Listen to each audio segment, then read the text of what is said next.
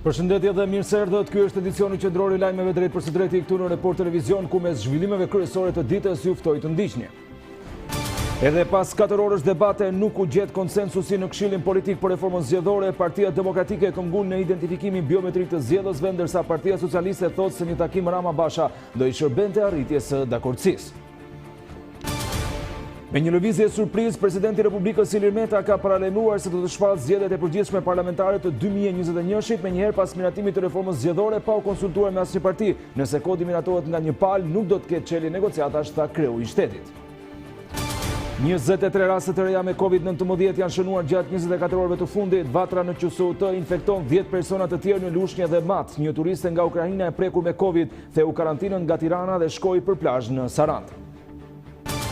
Kjo fundjavë do të jetë e lirë pa kufizime në orare për qytetarët dhe bizneset që do të qëndrojnë hapur. Ndalohet vetëm dalja nga zonat e kuqe, e cila do të lejohet nga data 1 qershor, kur Shqipëria hapet kufijin dhe një sër aktivitetesh të tjera. Kreu i Policisë së Shtetit Ardi Veliu ka akuzuar prokurorinë se ka hedhur poshtë punën e policisë duke mos nisur hetimet për 15.000 procedime. Sipas Veliut, është rritur prodhimi i kanabisit dhe për këtë duhet ndërhyrja të gjitha institucioneve.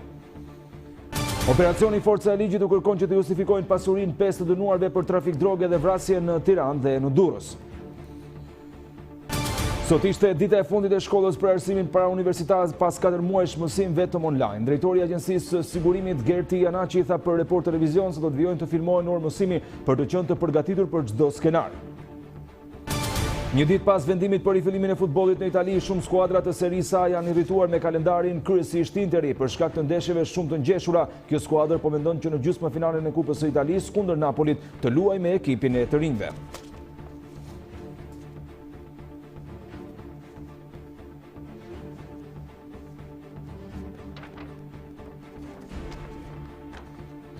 I shohim të gjitha informacionet e përgatitura nga Departamenti i Lajmeve, ndërsa u kujtoj se ky edicion transmetohet live edhe në City Radio në 88 FM. Ashtu si edhe mbrëmë edhe sot pas 4 orësh palët politike të ulura në tryezën zgjedhore nuk arritën të gjenin një dakordsi, sepse Partia Demokratike kërkon me ngulm implementimin e teknologjisë në zgjedhje, duke mos gjetur të njëjtën implementim nga ana e Partisë Socialiste. Ndërkaq palët politike janë ndarë një ditë përpara fatit të vendosur nga Shtetet e Bashkuara të Amerikës dhe ndërkombëtarët për miratimin e kësaj reforme, ndërsa surprizë ishte edhe deklarata e bashkëkryetarit nga radhët e socialistëve Damian Gjiknuri se një takim midis Lulzim Bashës dhe Edi Ramës do t'i bënte mirë dhe do të zgjidhte shumë çështje. 4 orë diskutime me dyert të mbyllura nuk mjaftuan që palët të gjejnë konsensusin për reformën zgjedhore. Implementimi tërësor i teknologjisë në zgjedhje vazhdon të jetë pika ku mazhoranca dhe opozita ndahen. Refuzimi edhe sot nga mazhoranca jo vetëm është një kundërshtim ndaj një nga çështjeve kryesore të opozitës, por bën të pamundur arritjen e konsensusit mbi çështje tjera të rëndësishme, siç është dhe administrimi i zgjedhjeve dhe shpatja e rezultatit. Ne jemi të vendosur për fshirjen e teknologjisë, por në atë mas që është e mundur, e rekomandueshme nga ekspertiza auditit dhe që nuk vënë në pikpyetje gjëra që nuk varen nga dora e njeriu. Opozita paraqiti një propozim të ri në tryezë, i cili ka të bëjë me zvendësimin e rolit të kolegjit zgjedhor me gjykatën kushtetuese. Tjetë gjykata kushtetuese. Pra, pa hyrë në detajin e këtij propozimi, tjetë gjykata kushtetuese trupa e cila do të shqyrtonte shkeljen e të drejtave kushtetuese të zgjedhësve dhe të kandidatëve në zgjedhje.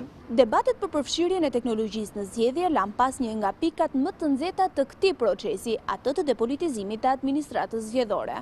PD-ja me ç'duket do të mbaj skemën e politizuar të administratës zgjedhore, që fatkeqësisht e akuzon vetë se më janë shitur zgjedhjet, janë mbushur kutit. Pra, kjo skemë s'kan funksionuar, thotë. Unë nuk kam skemë të re, por le të vazhdojmë me këtë skemë. Për sistemin zgjedhor duket shumë larg ndryshimi, ndërkohë që këmbgulja e Rudina Hajdarit nuk mjafton. Pa ndryshuar sistemin, nuk ka marrëveshje të mirëfillt, nuk ka reformë zgjedhore. Në kohën kur përfaqësuesit e partive politike nuk po arrin një konsensus, Damian Gjiknuri shes si zgjidhje të mundshme një takim Rama-Basha. Një takim mes Ramës dhe Bashës është në dorën e tyre dhe unë mendoj që i bën shumë mirë Shqipërisë nëse do kishte një takim të tillë. Unë kam thënë, nuk kam droje ta them dot. Ku ka më mirë se liderët politik të këtij vendi të ulen në një tryezë dhe të bashkëbisedojnë se si do të zgjidhin probleme edhe më të mëdha. Në takimin e ardhshëm pritet të diskutohen dhe çështjet e kolegjit zgjedhor. PD kërkon që gjyqtarët e këtij kolegji të mos jenë në trysninë e procesit të vettingut ndërsa për mazhorancën kjo shihet si një ndërhyrje në reformën në drejtësi. Takimet mes përfaqësuesve politik pritet të jenë intensive në orët në vazhdim. Kur politika shqiptare po zihen vetëm një ditë përpara mbarimit të afatit të vendosur nga ndërkombëtarët për miratimin e reformës zgjedhore, presidenti i Republikës Ilir Meta thirrri gazetarët në presidencë për të diskutuar disa çështje të rëndësishme. Ai tha se zgjedhjet e vitit 2021 do t'i caktojë pa u konsultuar me asnjërin nga palët politike, ndërsa ka deklaruar se nëse kodi zgjedhor do të miratohet vetëm nga njëra palë, nuk do të ketë çelje negociatash me Bashkimin Evropian. Me një lëvizje surprizë, presidenti Ilir Meta paralajmëroi këto të premte se do të shpallë menjëherë zgjedhjet e përgjithshme parlamentare të vitit 2021 pas miratimit të reformës zgjedhore, pa u konsultuar me asnjë parti politike, ndërsa shtoi se le të marrë pjesë më pas kush të dojë. Përsëri, si presidenti i Republikës, do të bëj qartë që në hapësirën kohore që kodi do të mlejojë, me konsensus apo jo, në ditën më të parë të mundshme, në momentin që do të kem hapësirën kushtetuese ligjore, do të shpallë ditën e ardhshme të zgjedhjeve të përgjithshme në Shqipëri dhe nuk do të bëj asnjë konsultim formal me asnjë forcë politike, sepse jam i sigurt që të gjithë mezi presin. Sipas kodit zgjedhor që është në fuqi në nenin 9.2, thuhet se presidenti i Republikës ka të drejtë për të shpallur datën e zgjedhjeve, jo më vonë se 9 muaj para. Duke konsideruar se koha e zgjedhjeve është postuar, e fashën e re 15 prill deri në 15 maj dhe 15 tetor deri në 15 nëntor, duke marrë në konsiderat zgjedhjet në pranverë në fashën e parë, presidentit i lejohet që të shpallë datën e zgjedhjeve të reja për vitin e ardhshëm edhe në ditën e parë pas marrëveshjes. Shkelja do të ishte nëse do ta shpallte datën më vonë se gushti, por jo përpara, pasi askush nuk e ndalon që të shpallë ditën e zgjedhjeve të vitit të ardhshëm edhe ditën e hënë të javës që vjen. Por lëvizja e çuditshme e kreut të shtetit me paralajmërim që bëri në daljen e tij publike ngres shumë pikpyetje, pasi duket një plan i tij. Kush do të ikë nga zgjedhjet? Sa i përket reformës zgjedhore i tregoi edhe një herë mazhorancës dhe opozitës se vendimet e tyre do të shqyrtohen prej tij nëse vlejnë apo jo. Të tilla janë ende edhe ndryshimet në kodin zgjedhor. Ai paralajmëron se firmën e hedh vetëm për një reformë konsensuale. Mezi po pres të dorëtorkasë gjithë të ju këtë konsensus. Dhe kudo që të jem në Shqipëri, do të kthej menjëherë këtu që ta firmos menjëherë konsensin e tyre dhe të lajmërojmë gjithë botën që kjo është një arritje shumë e madhe. Në konferencën e thirrur prej tij nxorri në pa edhe planin e ri të punës së tij si president. Përpjekjet e mia që ky moment ta gjente vendin më të bashkuar, më të përgatitur dhe më të angazhuar në agjendën e reformave u minua. Tashmë secili aktor le të marrë barrën e përgjegjësive të veta përballë qytetarëve dhe partnerëve evropian. Siç e bëra publike gjatë kësaj jave, unë do të kaloj tani më pak kohë me Tiranën politike dhe do t'i përkushtojmë më shumë Shqipërisë së qytetarëve. Presidenti Ilir Meta ka njoftuar më herët se të premten doja dedikojë konferencave për shtyp me gazetarët. Nga qyteti bregdetari Vlorës, ambasadori italian në Shqipëri Fabrizio Bucci ka apeluar që marrëveshja mes palëve për reformën zgjedhore të bëhet brenda afatit. I pyetur për shembin e teatrit kombëtar, kryediplomati tha se kjo çështje u kthye në politike, çka sipas tij nuk ndihmon në ruajtjen e vlerave të trashëgimisë kulturore. È una riforma molto importante che noi stiamo seguendo molto da vicino. Është një reformë e rëndësishme dhe ne po ndjekim situatën pasi ka patur mjaft tensione, por shpresojmë që palët të gjejnë zgjidhje përmes dialogut. Një ditë më parë ka patur një progres të rëndësishëm, por do të ketë takime të tjera dhe shpresojmë se brenda afatit të përcaktuar 31 majit do të ketë një marrëveshje bashkëpunimi dhe dakordsi mes të gjitha palëve politike. Reforma stabilizon modulin dhe kriteret për zhvillimin e zgjedhjeve, për këtë është e rëndësishme të gjendet formula e përshtatshme. Ne shpresojmë se gjithçka do të shkojë pozitivisht, sepse është një reformë shumë e rëndësishme. E spesso quando ci sono queste forti discussioni, queste forti polarizzazioni politiche, ecco. Debati i teatrit ka qenë një debat i cili ka vijuar ndër vite me radhë dhe ndër vite është politizuar së tepërmi. Ka qenë gjithmonë një debat midis majorancës dhe opozitës dhe kur është një diskutim i tillë midis palëve politike, nuk ndihmon në ruajtjen e vlerave të trashëgimisë kulturore. Nuk është detyra dhe pozicioni një ambasadori për të komentuar vendimet e qeverisë, një ndërto edhe shembja e teatrit kombëtar. Detyra e ambasadorit dhe Italisë është të nxisim bashkëpunimin dhe dialogun midis artistëve dhe palëve politike, të investojmë në instrumenta për të nxitur dialogun e përgjithshëm. Ndërsa kryetari i Partisë Republikane Fatmir Mediu ka shuar zërat se reforma zgjedhore po ndan partitë politike të opozitës. Ky fundit u shpreh se pasi takimit në Selim Blu me kryedemokratin Basha dhe aleatët e tjerë opozitare, vetmja që është kundër sistemit dhe ndryshimit të tij është Partia Socialiste. Në një lidhje me kërkesën e aleatëve për një koalicion brenda koalicionit për marrëveshje parazgjedhore, tha se Mediu do ta shtrojë pra këtë në tryezën e reformës.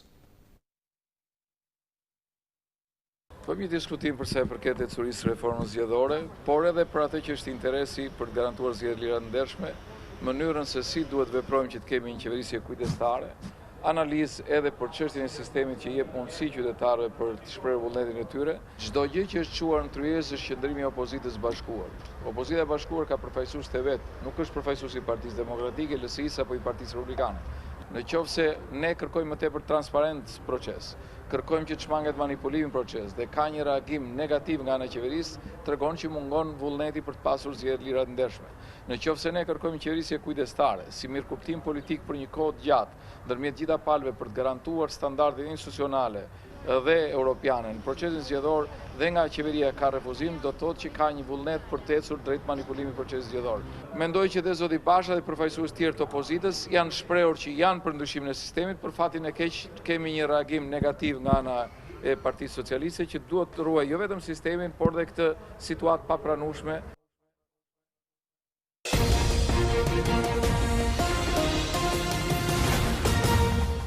Tirana mbetet një vatër e përhapjes së koronavirusit në Shqipëri. Pacientët e QSUT-s të infektuar në spitale kanë shpërndar COVID-19 edhe tek familjarët e tyre apo kontakte që kanë patur pas infektimit. Ndërkaq në Sarandë një ukrainase e konfirmuar me virus që jeton në Tiranë theu karantinën duke shkuar atje për plazh. Janë konfirmuar 23 raste të reja me koronavirus në 24 orë pas testimit të 276 qytetarëve. Edhe pse janë 3 raste më pak se dita e njëjtë, Tirana, përpos faktit që është një vatër e përhapjes, kryeqytetasit kanë shtuar edhe infektimin e qytetarëve në zonat e gjelbërta.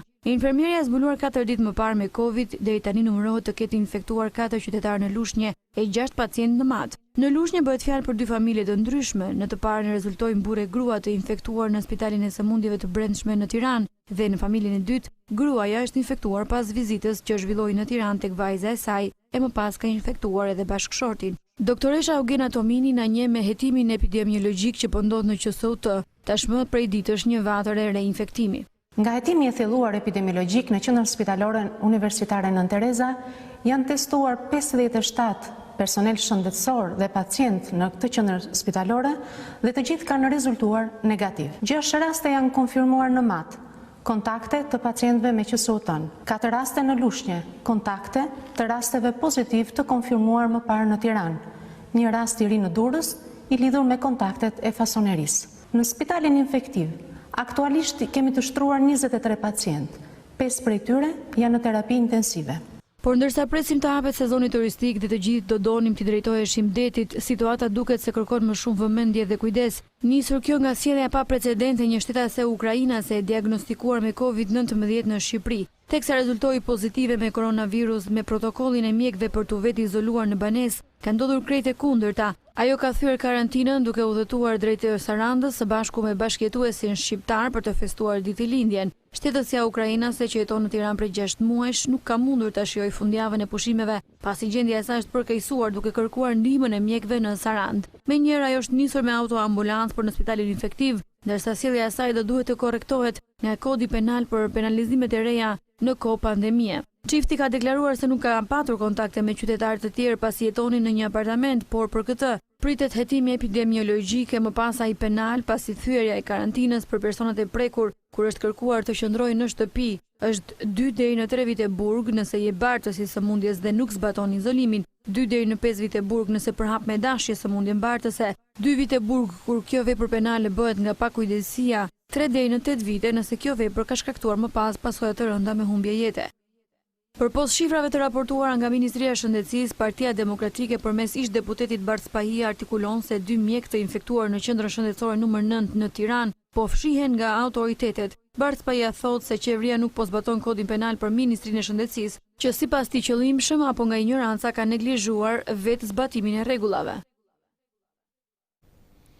Edhe pse qendra spitalore universitare Nën Tereza gjatë ditëve të fundit është kthyer në një vatër të përhapjes së koronavirusit nga një vëzhgim që ka bërë Report Televizion në ambientet e pavionit të sëmundjeve të brendshme nuk ka asnjë mas. Qytetarët të grumbulluar në dyert e spitaleve nuk kanë masa mbrojtëse dhe nuk ruajnë distancimin e nevojshëm, ndërkohë që të shkujdesur ishin edhe mjekët, ku vetëm sot 10 prej bluzave të bardha rezultuan pozitiv. Qendra spitalore universitare Nën Tereza është kthyer në një vatër infeksioni për COVID-19, ku janë infektuar personel shëndetësor, por edhe pacient. Gjatë ditës, numri i qytetarëve që lëvizin në QSUT është i lartë, por jo të gjithë janë të pajisur me maska dhe doreza.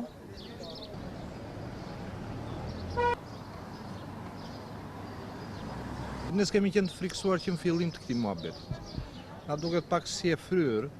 Për shembull, marr veten time si shembull, kam një javë këtu. Po të ishte se do kishte kaq ndikim të madh, edhe mund të kishim pësuar gjë. Mund të ishim infektuar, po kështu që s'besoj, nuk besoj. Po, edhe ndihem. Frika ekziston. E siguria zero spitale. Zero, kujton zero. Kur infektohen doktor, vaj me det më njerëzit tjerë si s'di gjanë shabon. Po sigurin tonë nuk dojmë u fut mu të ku edhe ne për shemë. Sigurin tonë dhe të pacientit. Se ne jemi këtu në ambjent hapur, as disinfektus nuk ka, as i gjë s'ka. Këto është skandal. Halli matë s'jel këto. Unë për vetën time si jam e friksume. Unë, si person. Edhe bluzat e bardha që janë në lëvizje në ambientet e QSUT-s jo gjithmonë janë me maska e doreza.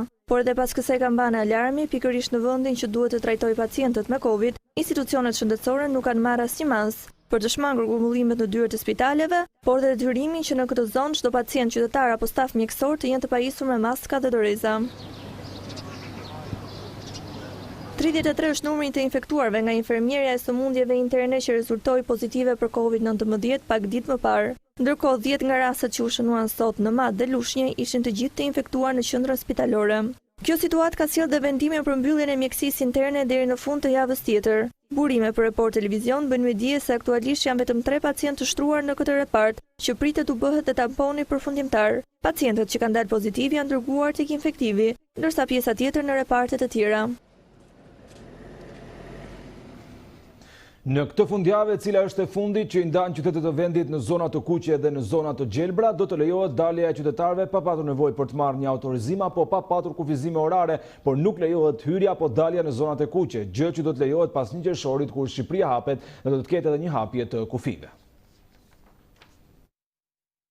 Hiqen kufizimet e orareve për liri dalje dhe për automjetet këtë fundjavë. E shtuna dhe e diela do të jenë ditë normale. Edhe bizneset nuk kanë më fash orari që t'i ndaloj, ato do të vijojnë të qëndrojnë të hapura. E ndaluar deri në 1 qershor do të jetë vetëm dalja nga zonat e kuqe. Nga dita e parë muaj qershor, Ministria e Shëndetësisë njoftoi se hapen kufi toksor me vendet fqinje, çerdhet e kopshtet, kampionatet sportive për praninë e publikut, parqet, qendrat e formimit arsimor, kulturor, qendrat e internetit dhe palestrat sipas protokolleve të sigurisë. Për 1 qershorit edhe plazhet do të hapen, por me autorizime të posaçme. Nga data 1 qershor, plazhet do të jenë të hapura, nën masa sigurie, sipas një plani i cili përfshin të gjithë vijën bregdetare si një zonë e sigurt. Plazhet sipas zonave të miratuara do të jenë të përcaktuara me autorizime të posaçme nga një autoritet i përkohshëm që është ngritur për këtë periudhë dhe që do të administrojë gjithashtu edhe lejet për çdo stacion plazhi nëpërmjet një aplikimi online dhe një protokolli të miratuar, pra që do të jetë i veçantë për ruajtjen e distancave dhe kushteve higjieno-sanitare në plazhe. Mbeten ende mbyllur transporti publik, për të cilin po hartohet një protokoll i veçantë me Ministrinë e Transporteve, ndërsa deri më datë 23 qershor do të vijojnë të qëndrojnë mbyllur aktivitetet kulturore, kinema, teatr, klubet e natës, pishinat, grumbullimet masive, dasmat, konferenca, dëgjesa publike, tubimet e çdo lloji. Numri i lartë i mjekëve dhe infermierëve të prekur me Covid-19 gjatë ditëve të fundit ka ardhur si pasojë e papërgjegjshmërisë dhe uljes së vigjilencës nga bluzat e bardha. Kështu e shpjegoi gjatë një komunikimi të drejtë për drejtë me Report Televizion kreu i urgjencës kombëtare Qendror Brataj, prekjen e rreth 20 mjekëve dhe infermierëve gjatë ditëve të fundit. Ai ka shtuar se lehtësimi i masave nuk duhet të sjellë një mosrespektim të distancimit fizik.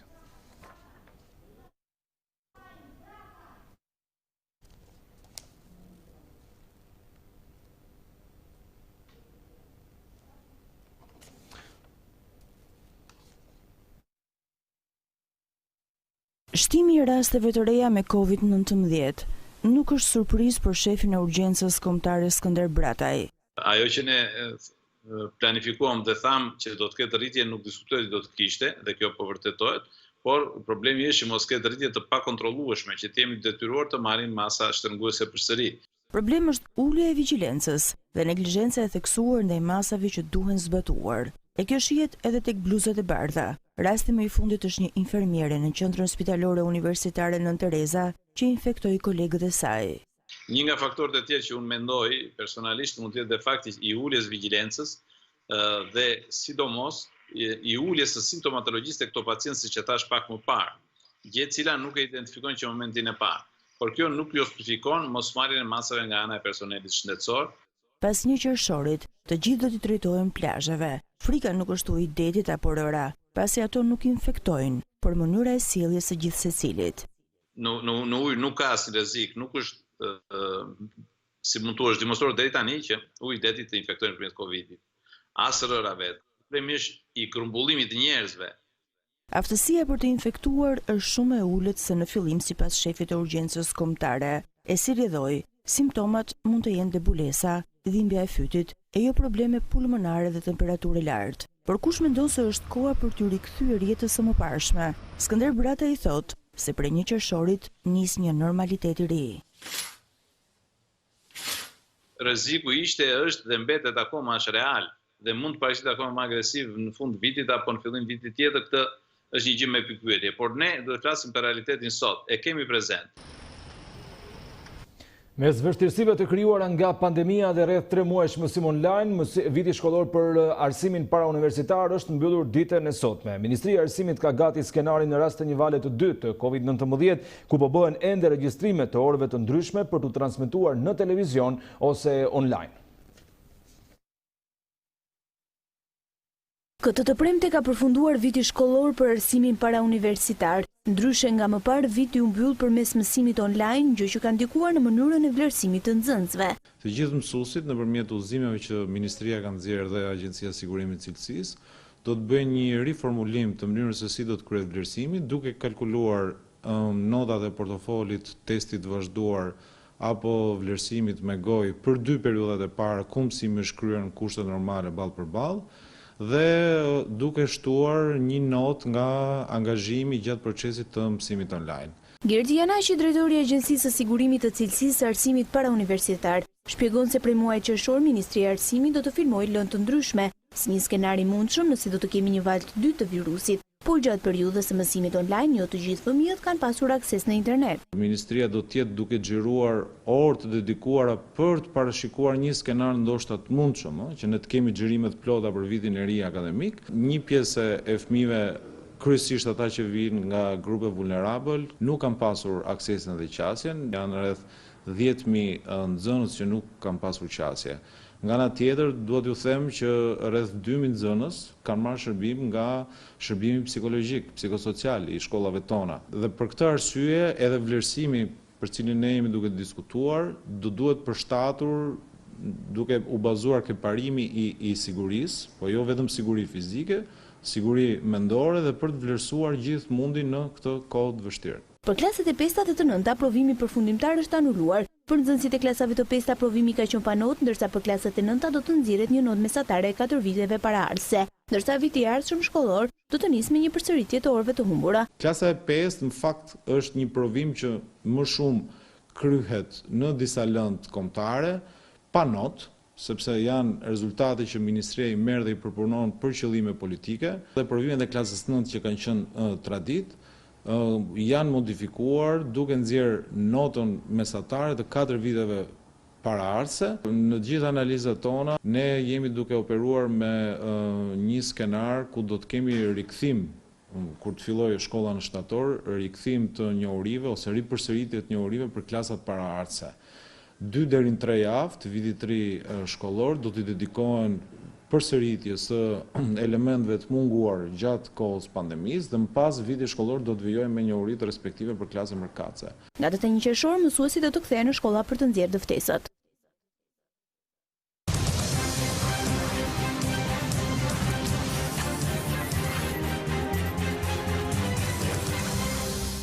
Do të ndryshojmë temë të informacioneve tona për të folur për të tjera zhvillime ku 2 kilometra nga qyteti turistik i Pogradecit ndodhet Vërdova, një fshat me 6.000 banor, por pa asnjë infrastrukturë. Mungon rrjeti i kanalizimeve dhe përpasoj ujërat e zeza dhe mbetjet urbane përfundojnë në lumin e fshatit, i cili më pas derdhet në liçenin e Pogradecit. Banorët shprehen se lumi nuk është pastruar asnjëherë, ndërsa bashkia premton se ka projekte për të investuar në këtë zonë.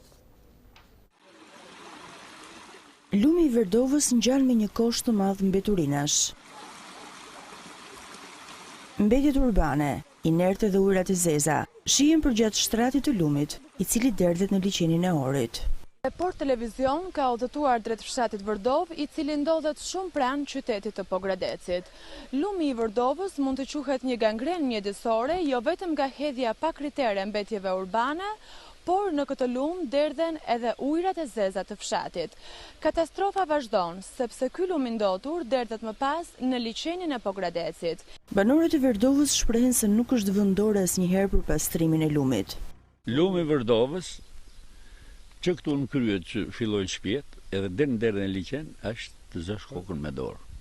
Kur bien shiha sham, Coca-Cola, Recka, me ner muhabetit, çash hedhin, edhe ujërat e zeza dalin liçen. Nuk ka gjë më të keqe. As ujërat e zezës janë bërë, as asfaltim, as kanalizime, as gjë, për të ardhur keq. Asnjëherë, vetëm 3 njerë në javë, 2 javë i marrin, një ditë. Po i thon 6.000 frymë. Sipas banorëve, në verë mban erë të keqe, ndërsa në dimër lumi përmbyt shtëpitë e fshatit. Ishte këtu, thujse i familje, janë ngojtë shtëpinë komplet. Po. Edhe gruan jam mbyty. Ja la fëmijët. Ban një herë shumë e keqe, sidomos kur fillon nxehet koha. Tira gjithmonë bashkia i ka marrë, kurse për në lum nuk është vend dorë, nuk kam parë. Jam banor këtu, kam 50 vjet i lindur këtu. S'kam parë njëri që të vej dorë në lum.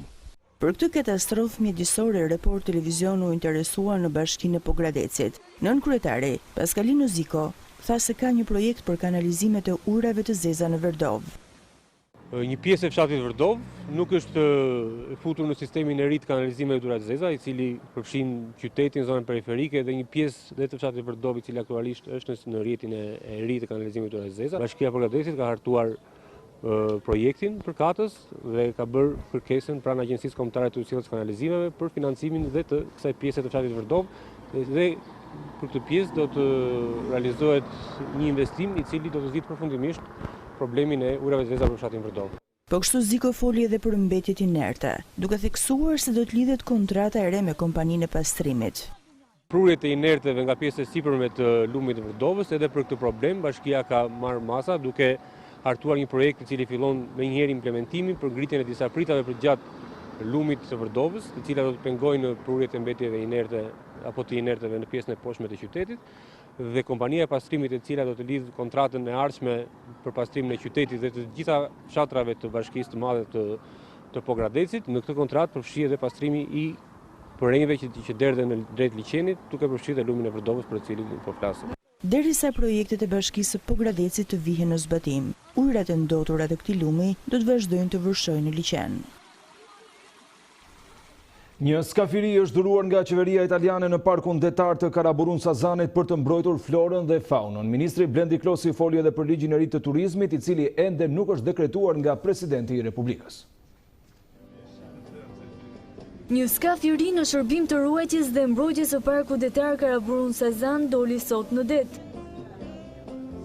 Skafi do të patrullojë në parkun detar për të mbrojtur florën dhe faunën, si dhe do të përdoret për aktivitete shkencore dhe kërkimore, me një kapacitet shpejtësie prej 53 milje në orë dhe në mundësi për të mbajtur 2 barela. Mjeti lundrues mund të ndihmojë dhe në ofrimin e shpejtë dhe të efektshëm të ndihmës së parë mjekësore. Ministri i Turizmit Blenti Klosi është shprehur se kemi miratuar 2 ligje të rëndësishme mbi aktivitetet e lundrimit që i hapin rrugë zhvillimit të ekonomisë blu. Arsyeja më e madhe që na bëri të bëjmë këtë aktivitet sot është promovimi i ligjit 3 që ne kaluam në parlament, ligjit për turizmin detar, i cili ka një problem me i rikthim të presidentit, por që do ta rikalojmë parlament me i votim të mazhorancës së parlamentit shqiptar, ashtu siç mori herën e parë, pasi është një ligj i cili kërkon të hapi një fushë komplet re për sa i përket turizmit shqiptar. E kemi lançuar këtu në Vlorë para një viti dhe ja ku rikthehemi me një ligj të miratuar me rregulla të reja për industrinë e turizmit detar, ku ka nevojë që të bisedojmë së bashku edhe të bëjmë jo vetëm një ligj të mirë siç e kemi atë, por të fillojmë dhe rregulla të reja që do ta zhvillojnë turizmin detar. Ambasadori i Italisë në Shqipëri i pranishëm në aktivitet, Fabrizio Bucci, tha se Italia ka mbështetur vazhdimisht forcimin dhe mbrojtjen e trashëgimisë mjedisore në Shqipëri dhe angazhimin e institucioneve vendore për të respektuar ligjshmërinë. Ky skaf është dhuruar nga UNDP në kuadër të projektit përmirësimi i mbulimit dhe menaxhimit efektiv të zonave të mbrojtura detare dhe bregdetare në Shqipëri, i cili financohet nga Agjencia Italiane për Bashkëpunimin dhe zbatohet në partneritet me Ministrinë e Turizmit. Me tone të larta foli kreu i policisë së shtetit Ardi Veliu teksa raportonte të dhënat e kultivimit të kanabisit në vend. Ai ka deklaruar se policia e shtetit ka ngelur vetëm përballë kësaj situate dhe strategjive të reja që po përdorin trafikantët, ndërkaq që ai ka akuzuar edhe prokurorinë. Shifrat e raportuara nga drejtori i policisë së shtetit Ardi Veliu në Komisionin e Sigurisë Kombëtare për kultivimin e bimëve narkotike për 2019 janë shqetësuese, ndërsa i ka ngritur tonet edhe për vitin 2020. Sipas Veliu, tendenca për ushtrimin e këtij aktiviteti kriminal është rritur. Tendenca është në ulje, jo. Tendenca është në rritje. E theksoj edhe këtë vit, tendenca për kanabin është në rritje. Po ashtu edhe trafikantët kanë ndryshuar strategjinë e kultivimit, të cilët kanë nisur të mbjellin në zona të larta e mes pyjesh, larg fokusit të policisë, duke u treguar me foto këto raste të konstatuara prej tij në malet e Krujës. Në këtë luftë ka ngelur vetëm policia. Që gjithë aktorët e tjerë të marrin më shumë përgjegjësi, ka ndryshuar strategjia e trafikantëve. Tendenca atyre është që të mbjellin në zona malore të larta, në mes pyjesh, me dronë. Shikoni ku e kanë hapur arën në mes të këtij pylli, domethënë për të mbjellë 30 bimë. Prandaj thashë që duhet të marrin pjesë dhe angazhim dhe aktorët e tjerë, sidomos zonat e mbrojtura pyjore, zonat e inspektorët e mjedisit dhe të pyjeve dhe me radhë. Veliu arsyetoi se 15.000 procedime të policisë së shtetit janë pushuar nga prokuroria. Janë bërë 15.000 mos fillime. Pra, policia ka referuar në prokurori, sepse qytetari ka ardhur dhe është ankuar dhe ka marrë 15.000 kallëzime që prokuroria nuk i ka filluar. Ta nuk e di, keni ju të drejtë me perceptimin tuaj apo kam unë? Kryepolicia Ardi Veliu tha se policia ka ngelur vetëm përballë luftës me kultivimin e kanabisit, duke u kërkuar deputetëve të vënë në lëvizje institucionet, kryesisht ato të pushtetit vendor për të marrë më shumë përgjegjësi.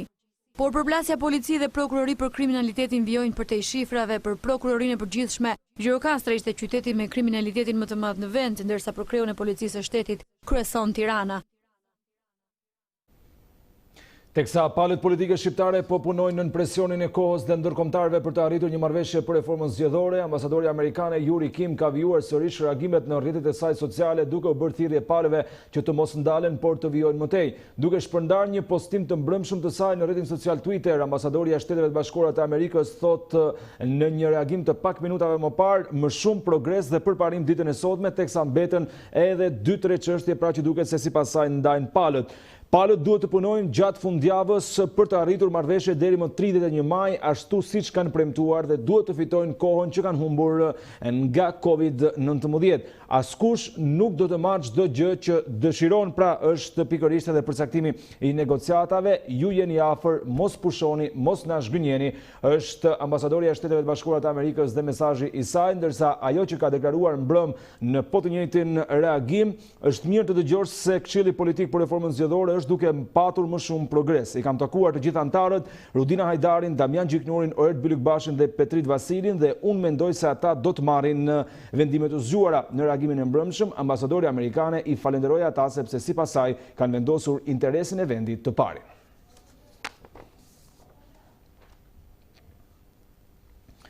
U rikthehemi sërish zhvillimeve të aktualitetit në vend ku 5 të përfshirë për trafik kokaine, tentativë vrasje e shitje droge janë subjektet e radhës të operacionit Forca e Ligjit në Tiranë e në Durrës. Me styre në Arati është Gentian Malindi që i shpëtoi arrestimit në 2019, ndërsa policia gjurmonte destinacionin e 137 kilogramëve të nisura nga Ekuadori me ndalesë në Greqi e destinacion portin final të Durrësit. Operacioni e Forca e Ligjit i kërkon të justifikojë pasurinë Gentian Malindit në kërkim prej më shumë se 6 muajsh nga prokuroria e posaçme, i dyshuar për trafikun e 137 kg kokain nga Amerika Latine, Greqie më pas në Durrës. Droga u zbulua në 27 shtator 2019, fshehur në kontenierët me banane ardhur nga Ekuadori në portin e Durrësit, Kuran në pranga, Ardian Bega, oficeri i sigurisë në port, si dhe punëtori në anijen e Gentian Malindit, Altin Mislihaka. Gjatë ndjekjes policore për gjetjen e poseduesve, droga u zëvendësua me oris pas konstatimit nga DEA amerikane të kokainës në portin e Pireut në Greqi. Gentian Malindi, djali i avokatit të njohur Ilir Malindi, akuzohet se i ka pritur 2 të arrestuarit jashtë portit me një automjet me targa franceze, por edhe pse policia i ndoqi përmes GPS vendosur në Pako, 43 vjeçari nuk mundi të arrestohej. Ndër emrat e tjerë të cilëve OFL-u ka lënë 48 orë afat të përgjigjen për pasuritë e tyre, janë Akila Lushi, banues në Tiranë, i dënuar për trafik narkotikësh, Iliro Shafi, banues në Durrës, i dënuar në Itali për shitje droge, Morel dhe Enkel Kërtalli, banues në Durrës, sipas policisë në hetim për vrasje në rrethana të tjera cilësuese. Vëllezërit Kërtalli janë të njohur për policinë pasi në 23 gusht 2017 akuzohen se tentuan të vrisnin në atentat biznesmenin Dashamir Gjoka. 3 vite më parë, sipas policisë, ata qëlluan në drejtim të makinës së blinduar me të cilën po udhëtonte Dashamir Gjoka dhe vajzat e tij. Këta persona do të duhet të përgjigjen për asetet e tyre përpara OFL-s, më pas pronat e tyre do t'i nënshtrohen hetimit pasuror për të vërtetuar origjinën e krimit të tyre. Një peshkareç druri është përfshirë nga flakët në mes të detit në Durrës. Ngjarja ka ndodhur përballë Porto Romanos rreth orës 14 të ditës së sotme, vetëm 6 milje larg bregut të detit. Në bordin e peshkareçës ndodhesin 3 persona ekuipazh, të cilët për të shpëtuar janë hedhur në det. Peshkareçja ishte në pronësi të një shtetasi nga Durrësi.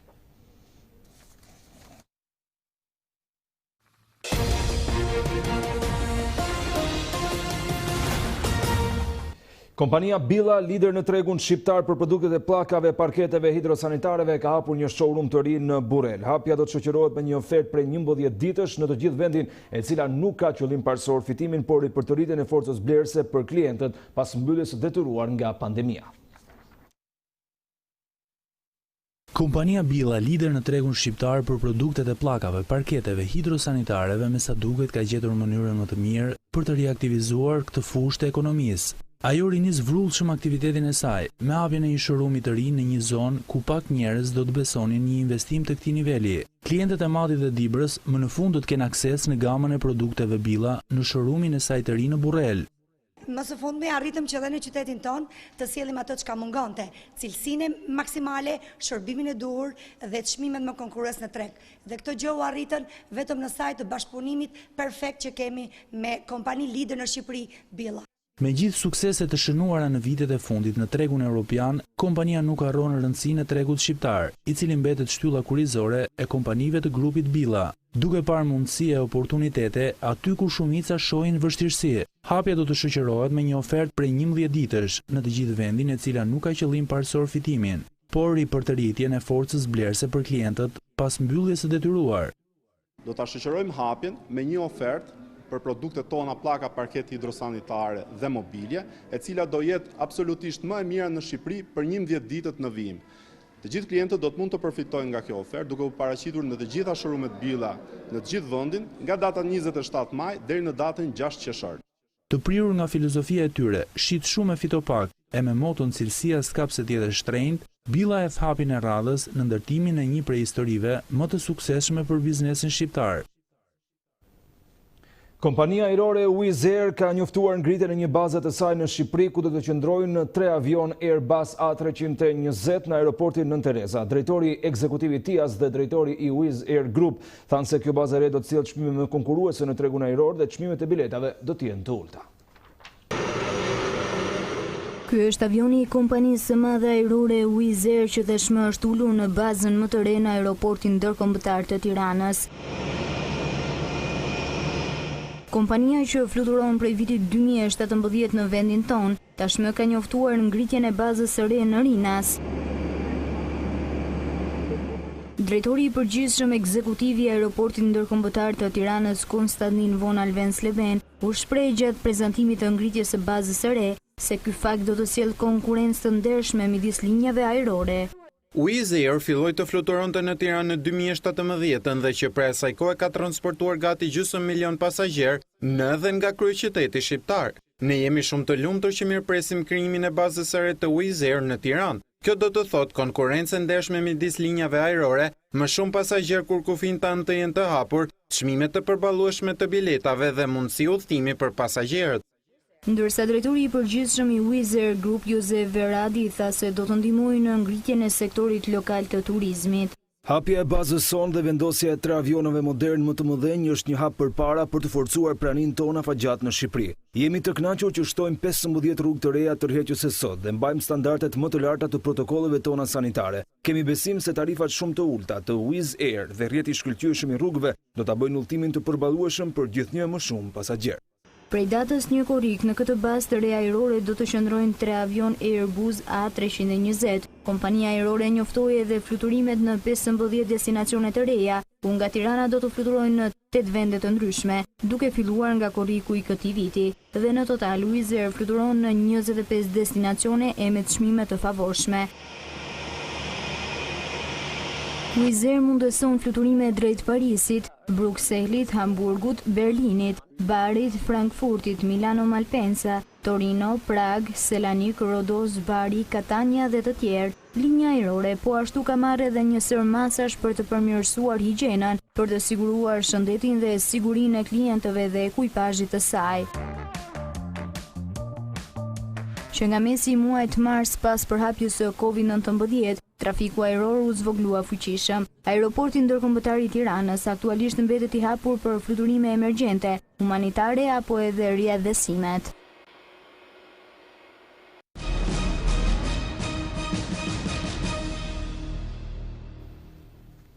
Disa prej zhvillimeve më të rëndësishme ndërkombëtare vijnë të përmbledhura në një blok informacione shkurt. Presidenti Donald Trump i quajti sot vdekjet më të larta në botë nga koronavirusi në Shtetet e Bashkuara, një moment historik dhe shumë të trishtuar, teksa vendi ka tejkaluar shifrën 100.000 të viktimave. Në fillim të vitit, Trump shpeshe minimizoi kërcënimin e koronavirusit, duke thënë se numri i rasteve në Shtetet e Bashkuara do të zvogëlojë shumë shpejt deri në 0. Autoritetet në King sot nuk kanë regjistruar asnjë infeksion dhe viktim të re nga koronavirusi gjatë 24 orëve të kaluara. Komisioni kinez i shëndetit tha në një deklaratë se në 31 provincat në territorin kontinental nuk janë regjistruar raste infeksioni apo vdekje. Në deklaratë thuhet gjithashtu se 70 persona janë duke vazhduar trajtimin në spital, ndërkohë që 414 të tjerë mbahen ende në mbikëqyrje. Kryeministri francez Edouard Philippe njoftoi se vendi i tij po kalon në fazën e dytë të lehtësimit gradual të masave dhe se zona e Parisit nuk konsiderohet më një zonë kuqe për parahapjen e koronavirusit. Pavarësisht lehtësimit të masave, shumica e eventeve sportive do të mbetet në pezulluara deri më 21 qershor. Në Korenë e Jugut më shumë se 250 shkolla u rihapën, por duhet të mbyllen duke filluar nga e hëna për shkak të një numri të lartë të infeksioneve. Dje zyrtarët kanë rikthyer masat e izolimit në Seul, shtëpia e 52 milion banorëve, pas rritjes më të madhe të numrit të prekurve me koronavirus në pothuajse 2 muaj, 79 raste në 24 orë. Banorët në Seul janë këshilluar që të shmangin grumbullimet apo turmat e mëdha të njerëzve në restorante dhe bare, teksa institucioneve fetare u shkërkuar vëmendje shtesë. Pasi janë lehtësuar disa nga masat e izolimit dhe bllokimit të ndërmarra për të frenuar përhapjen e infeksionit, masat e reja të shpalluara nga presidenti Recep Tayyip Erdogan në Turqi përfshin në rihapjen e restoranteve, bareve, parqeve, plazheve, pishinave, objekteve sportive, muzeumeve, kopshteve dhe qendrave të kujdesit për fëmijët. Do të lejojnë gjithashtu edhe koncerte në natyrë, ndërsa klubet e natës do të jenë ende të mbyllura. Për të dytën ditë radhazi, autoritetet shëndetësore në Spanjë kanë raportuar vetëm një viktim nga koronavirusi. Ministria e Shëndetësisë deklaroi se në javët e kaluara kanë humbur jetën 38 persona, ndërkohë dhe rastet e reja kanë pësuar rënje. Shumica të prekurve të rinj janë në Madrid dhe Katalonjë. Autoritetet e Moskës kanë dyfishuar numrin zyrtar të vdekjeve nga Covid-19 në kryeqytetin rus për muajin prill. Departamenti i Shëndetësisë theksoi se raporti i ri përfshinte madje dhe rastet më të diskutueshme të humbjes së jetëve. Rusia aktualisht ka 380.000 raste të konfirmuara me koronavirus, numri i tretë më i lartë në botë pas Shteteve të Bashkuara dhe Brazilit.